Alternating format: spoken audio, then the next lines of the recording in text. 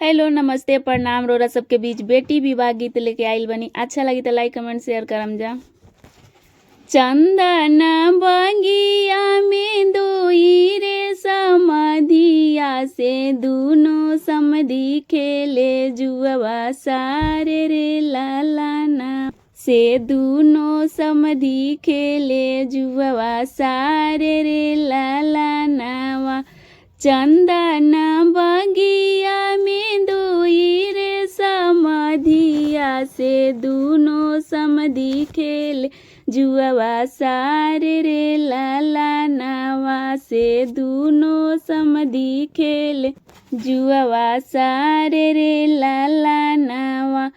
खेलिया ओलिया पापा घरे जब लौटले खेलिया ओली पापा घरे जब लौटले से आंगना में बैठ से मनवा मारे रे लालानावा से आंगना में बैठ से मनवा मारे रे लालानावा।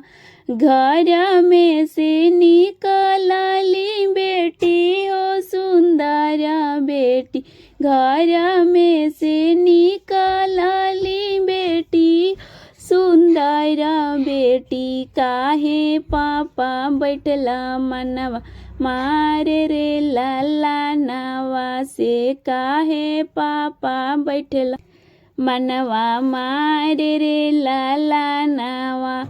किया पापा धनवा हरला किया पापा दौलतिया किया पापा धनवा हरला किया पापा दौलतिया से किया पापा हरला धेनु गाय रे लालानावा से किया पापा हरला धेनु गाय रे लालानावा।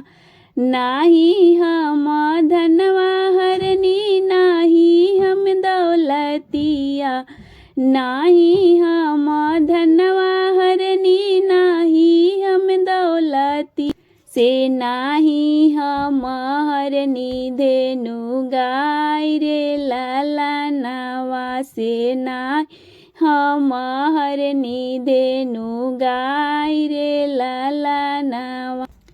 जुआवा में हरनी बेटी सुंदर धियावा जुआवा में हरनी बेटी सुंदर धियावा से घरवा के लक्ष्मी हमारे रे लालानावा से घरवा के लक्ष्मी हमारे रे लालानावा। चंदन बगिया में दोई रे समधिया से दूनो समधि खेले जुआ सारे रे लालानावा।